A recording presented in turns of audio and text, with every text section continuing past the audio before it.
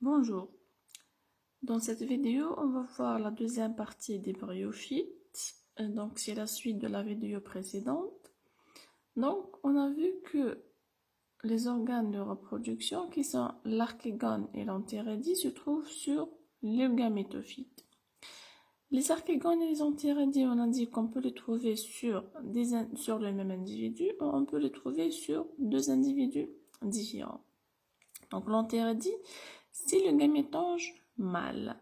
Ce gamétange mâle se développe à partir d'une cellule superficielle sur le gamétophyte et à l'issue du développement de ce gamétange mâle, de cette entérédie, les cellules spermatogènes, donc les cellules spermatogènes, ce sont les cellules qui vont donner les gamètes mâles.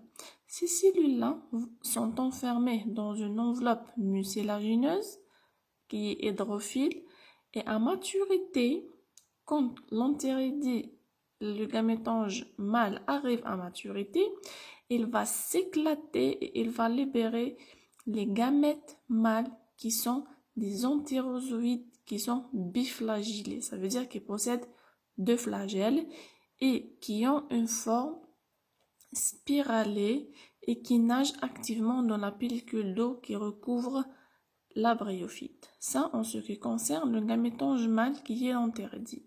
Pour le gamétange femelle qui est l'archégone, il se développe également à partir d'une cellule superficielle et quand cet archégone arrive à maturité, il présente sous la forme d'une bouteille qu'on a vu précédemment.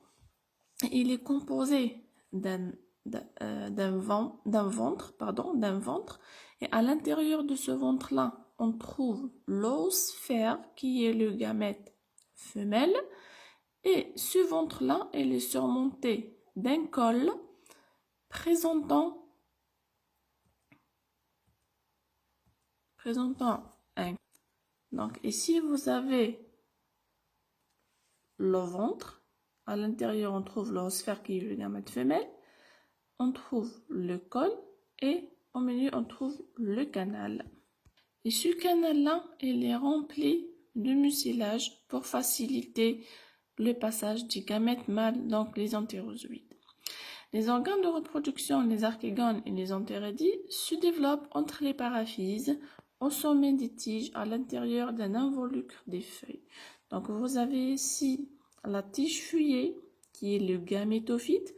Au sommet, donc ici, on trouve au microscope, si on observe au microscope photonique, puisque je vous ai dit que ce sont des plantes qui sont de taille très réduite, donc pour observer les archégones et les entérédies, il faut utiliser le microscope. Donc, au sommet, on va trouver les gamétanges mâles et femelles qui se développent entre les paraphyses, et ces paraphyses qui sont des tissus qui sont stériles.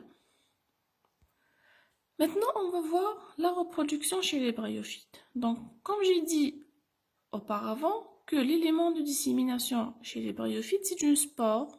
Et cette spore-là, donc c'est une cellule qui peut donner naissance à un nouvel individu. Et cette spore-là, elle est haploïde. Ça veut dire qu'elle est à un chromosome.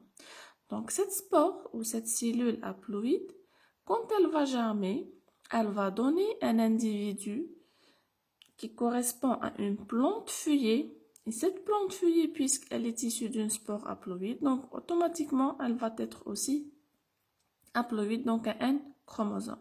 Et cette plante feuillée, elle correspond à la génération gamétophytique, donc elle correspond aux gamétophytes qui portent les organes sexuels qui sont les entérédies qui vont produire les gamètes mâles et les archégones qui vont produire les gamètes femelles.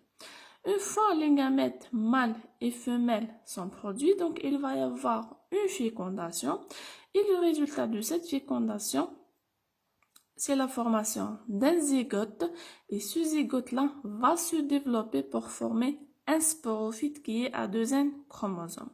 Et ce sporophyte-là va rester attaché à la plante feuillée haploïde, donc il va vivre en parasite sur la génération gamétophytique.